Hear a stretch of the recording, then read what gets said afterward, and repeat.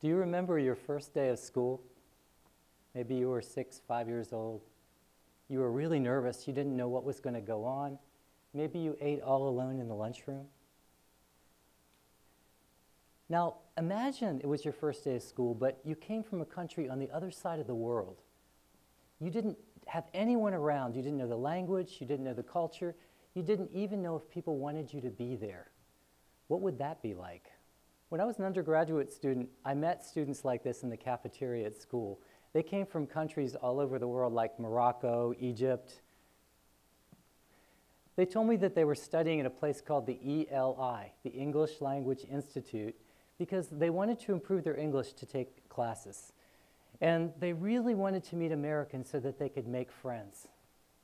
One of these students told me, "I'm so lonely that sometimes at night I talk to myself in the mirror."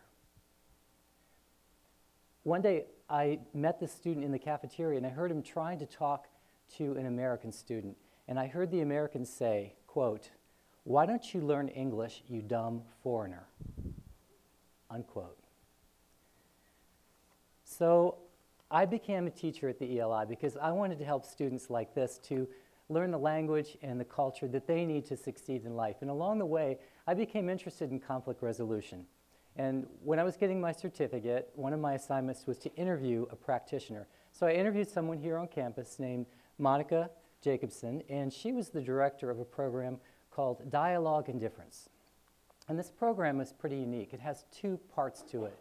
And one of the parts is an undergraduate class that trains students to facilitate dialogues on subjects of difference, such as race, class, ideology, and of course, culture. The other component is a series of campus dialogues on controversial topics related to difference in culture. Now, that was pretty cool, but Monica told me that international students really didn't participate in this class. So there was no difference in dialogue and difference. But then I thought, wait a minute. So Monica's students want to meet people from different cultures. The ELI students want to meet Americans. So what if we put them together in the same class and taught them the same dialogue skills? It would kind of be like a living culture lab. Well, Monica immediately wrote down all these ideas of how we can make this happen. And fortunately, our supervisors saw the possibilities and they supported this crazy idea. And the conflict resolution department hired Leila Peterson, yay Leila, to teach this class with me. So we started the class in the fall of 2008. And we've now been teaching it for 5 years, and I love this class. And I'd like to kind of take you inside the class and give you a picture of what it looks like and what the experience is, because I think it's kind of special. I'm biased. All right, so the first thing we do, we bring the students together, and they meet for 3 hours a week together, the conflict students and the ELI students. And at the beginning, both sides are really nervous because they don't know what to expect.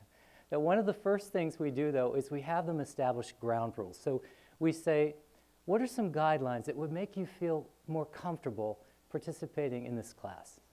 And it's important that they do this together because each side has very different needs. So these are the ground rules from last semester. And you can see the ELI students, they pointed out things like speak clearly because they're really scared that they won't be able to understand.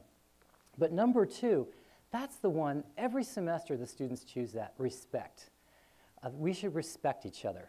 But Leila's favorite question is, what does respect look like? Because, you know, a behavior that's respectful in one culture might not be respectful in another culture. So in Korea, for example, my students tell me that it's respectful not to look a teacher directly in the eye. But in the US, if you don't look someone directly in the eye, they think you're trying to hide something. So we tell our students that we need to define our terms. So what are we talking about here? Well, let me give you an example about this. Because if you ask me how I am, and I go like this in America, what does that mean to you? Okay, right? It's a good thing, right? But there are some countries in the world where this means something really bad. If you did this to somebody, they would be very upset. So we have to be really, really careful. So I asked my students in our class, what would you do if you were from one of those cultures where this means something bad and an American student does that to you. And a student from China said, I would ask him, could you please explain what that means to you?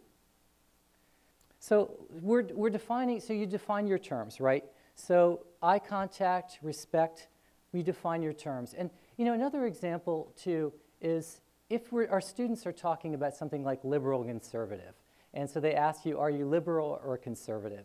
What does that mean? Because a man in Saudi Arabia might have a very different definition of conservative than a woman, say, in Berkeley, California.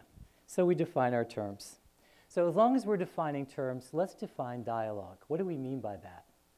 Well, when we talk about dialogue, we have a very specific meaning, but a simple way to understand it is to compare it with debate. So with debate, you seek to persuade others, but in dialogue, you seek to understand others. And in dialogue, we balance advocacy and inquiry, and that means you balance sharing who you are with being really curious about who someone else is, like this. And when our students learn this, when they learn that this is what dialogue is, they feel much more comfortable talking about sensitive topics like religion or race, because they realize that their classmates are not going to try to attack their ideas, they're going to try to understand them. So what do we do in this class? Well, we try to give our students tools that they can use in their own dialogues, in their own lives. So early on, we introduced a tool called the fishbowl. And we put students, American students, in a circle, and we have them answer the question, what is an American? Now, the other students on the outside, the ELI students, they can't speak, but they can write questions on cards. And then Lilo and I will read the questions to the students, and they respond. Then, after that, we reverse the process. So then we put the ELI students in the fishbowl, and we ask them, what is an American? Well, this is a really great way to challenge our assumptions, because the ELI students usually tell me when they first come to America, they think that all Americans are white with blonde hair and blue eyes and have the same ideology. And they're really surprised. They take our class, they meet real Americans, and they find out that we are African American, Asian American, Arab American, we are many things. So it's a surprise to them. So, but I would like to read you, to kind of give you the feel of this class, I want to read you some of the actual question cards that our students asked this semester. And these are questions from the ELI students to the American students. Do you think that immigrants are real Americans? If not, do you think that immigrants have the equality rights as local Americans? Do you think the U.S. has democracy for all Americans? Do you agree with the idea that America is trying to rule the world? And this is my favorite question from a Chinese student. What is the difference between following your dream and just being very selfish? Well, you can imagine the American students are really surprised by these questions. I'd like to read you now some of the questions that the American students wrote for the ELI students, and try to look for any assumptions that you might see in these questions. So, will you bring some of the things you've experienced here, such as social policy, freedom rights, back to your countries and affect others to make some changes? Do you want permanent residence in America? Why or why not? So far, has the U.S. lived up to your expectations? Why or why not? Assimilation. How do you feel about wanting to fit in? How do you feel about looking like everyone else? One Chinese student said, why do Americans always think we want to be like them? We have our own ideas of freedom. Thank you. Okay, so what do we require of our students? Well, we require that they work in mixed groups inside and outside class to design and facilitate these culture dialogues on specific topics. So this semester, the topics are gender in the home and workplace, and we just had that one this week. Social media, crime and punishment, and the Muslim world in the West. Now, we encourage the students to be creative. You know, go out on a limb here and try something new. Consider the backgrounds of your classmates. What are their needs? What are their cultures? What can you use? The dialogues are in the students' hands. They design the dialogues. Leela and I will just provide a little bit of feedback for them. So here's an example of one of the dialogues from last semester. So what do they look like? Last semester, the crime and punishment team designed this dialogue. that is based on something called World Cafe model. So there were 3 tables in the room. Each table was facilitated by someone from a different culture, and they had an activity related to crime and punishment in that culture. And the students, over the course of the class, the students would visit each of these tables and experience that. The highlight of this dialogue, though, was this game that this Saudi woman, Sarah, made. It's a board game, and each square had something related to crime and punishment in Saudi Arabia. And when you landed on the square, you had to react to it, some kind of ethical dilemma. Well, Sarah's game was a big hit, but the American students were kind of shocked at the extremity of some of those punishments in Saudi Arabia, but it really opened up a deeper conversation. Sometimes when Leila and I talk about this class, we sort of give the impression that this is a big love fest, and that is not true. You know, whenever you have people together, there will be conflicts, and hello, it's a conflict resolution class. So we tell our students that conflicts will occur in class. Just expect it and be aware of it. But when they occur, see conflict as an opportunity to learn about culture. So we have people from different cultures. Assume that if there's a conflict, it's some sort of cultural miscommunication, even if it isn't, because it gives you a framework to step back and look and investigate. So ask some questions. And so we ask our students to ask a lot of questions and just be aware of that. Okay, so a lot of people who do cultural training programs give what we call a checklist approach. So they might say, if you're dealing with Russians, do this. If you're dealing with Chinese, do that. And you've probably seen that kind of approach.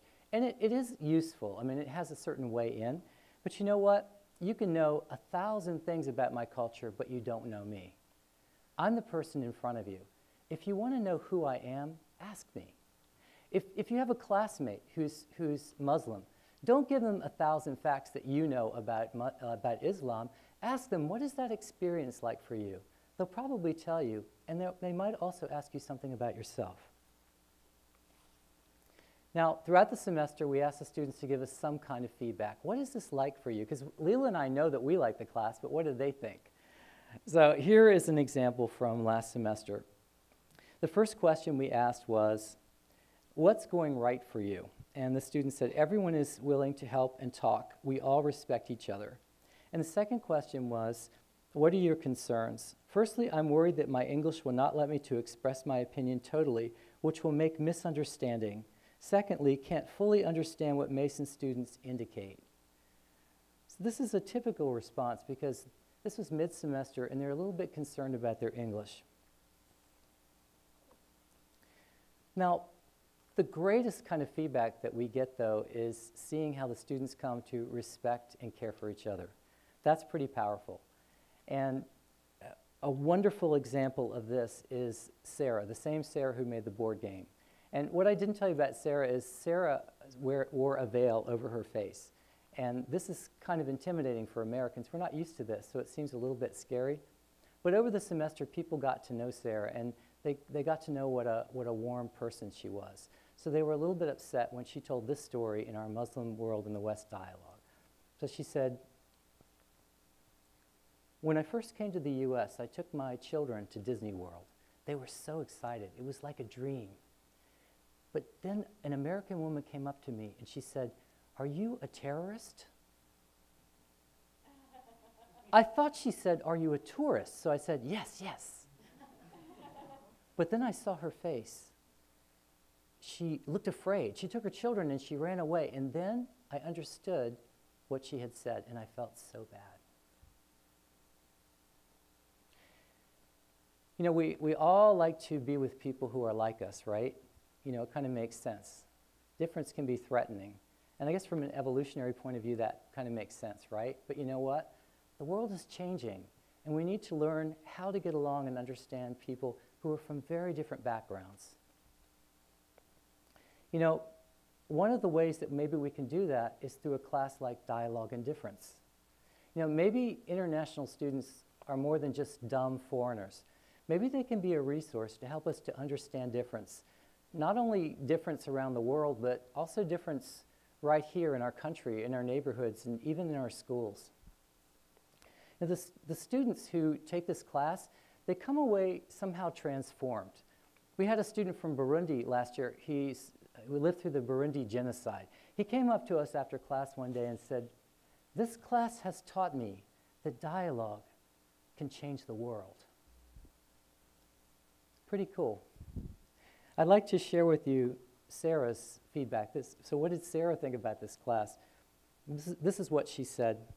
She said, "I think interacting with most of American students is going perfectly. I honestly feel comfortable talking with them. Most of them are very warm and kind. The class has succeeded in making this great goal." So maybe if those American students who heard their story, if they see a Muslim woman wearing a veil, maybe they won't be interested in the veil. They'll be interested in the person behind the veil. And maybe that's an idea we're spreading. Thank you.